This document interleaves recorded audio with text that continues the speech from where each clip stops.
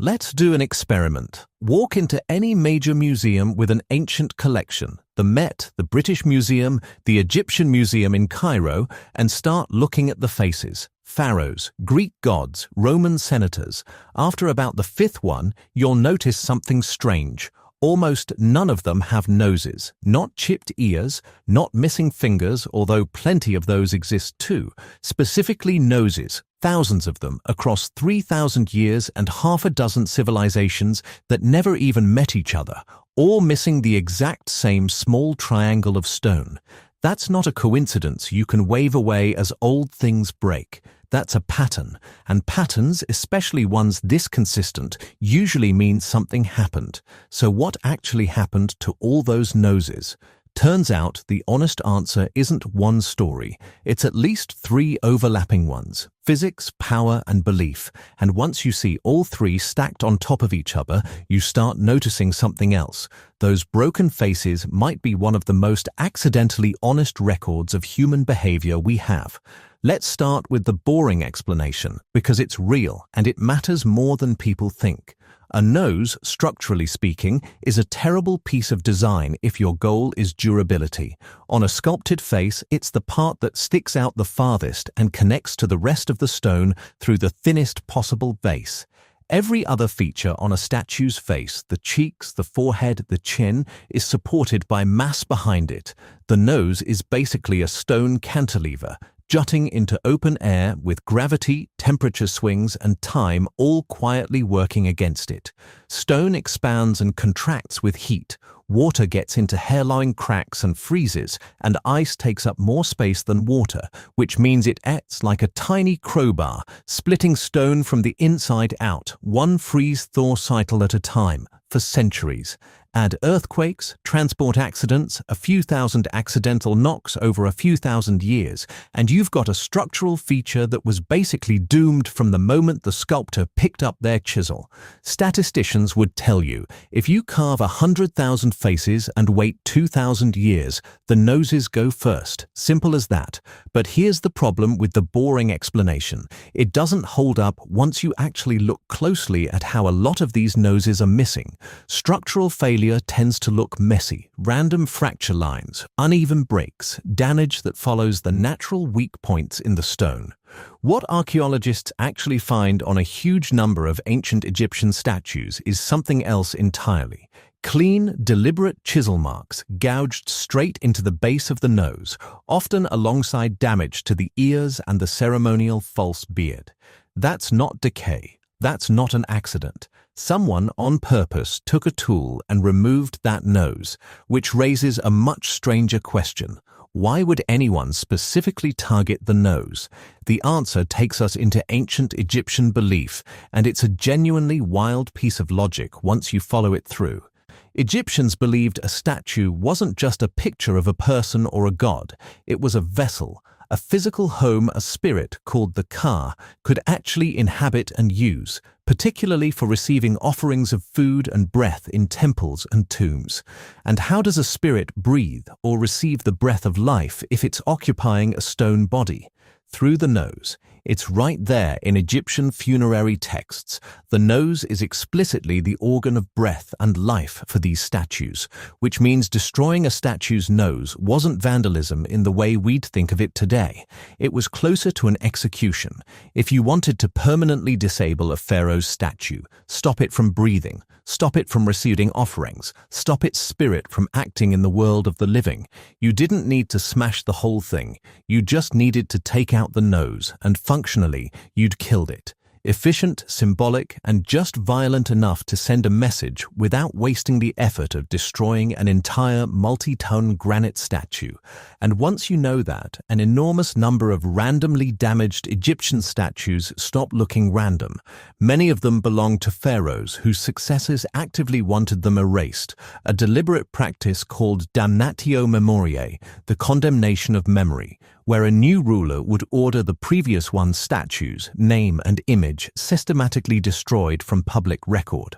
Hatshepsut, one of Egypt's few female pharaohs, had her statues defaced this way after her death, likely by a successor uncomfortable with a woman having ruled at all.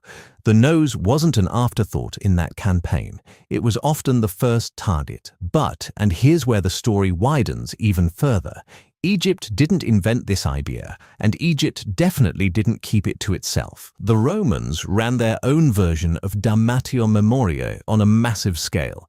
When an emperor fell out of favor, died in disgrace, or lost a civil war, it wasn't uncommon for the Senate to order every public bust and statue of them defaced or torn down.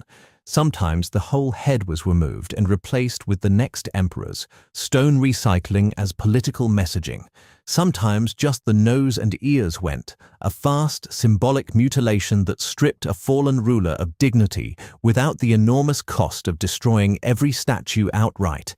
In a world without newspapers or broadcast television, a defaced statue standing in the middle of a public forum was the propaganda.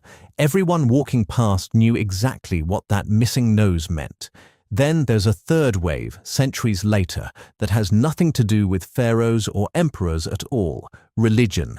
As Christianity and later Islam spread across regions full of older statues, Egyptian, Greek, Roman, Byzantine, some communities treated those figures as literal pagan idols, dangerous objects that needed to be neutralized rather than simply ignored or preserved. Faces, believed by some traditions to hold particular symbolic or spiritual power, were common targets, and the nose, again being the most fragile and most symbolically alive feature, took the brunt of it.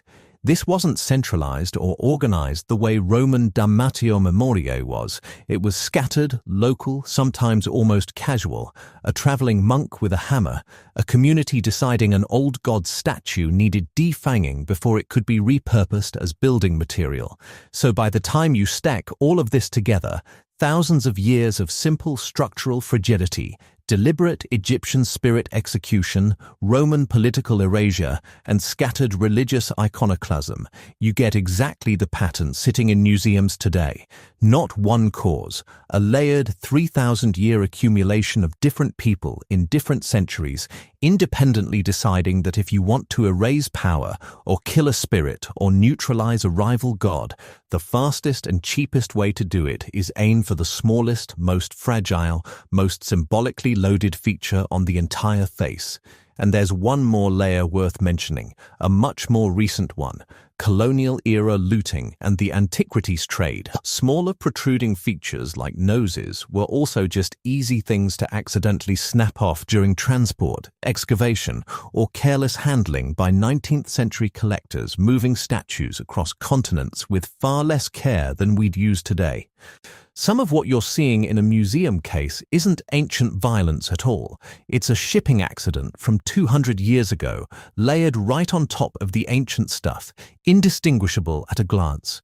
Which means every noseless statue you walk past is actually carrying a kind of accidental archive.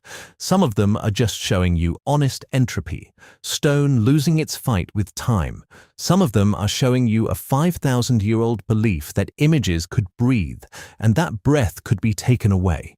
Some of them are showing you a political assassination that happened to the memory of a person instead of the person themselves.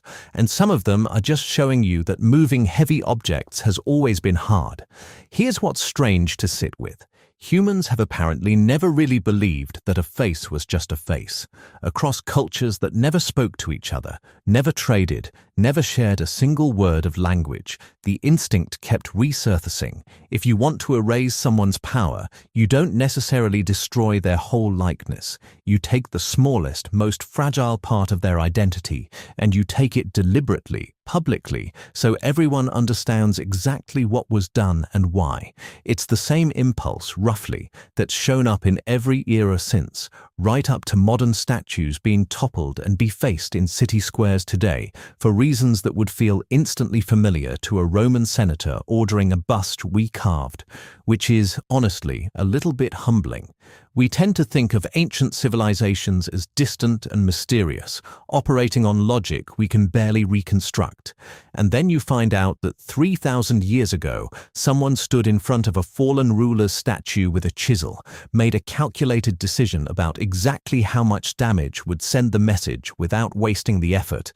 And today, somewhere, someone is making almost exactly the same calculation. The tools changed, the stone stayed the same, the instinct never left.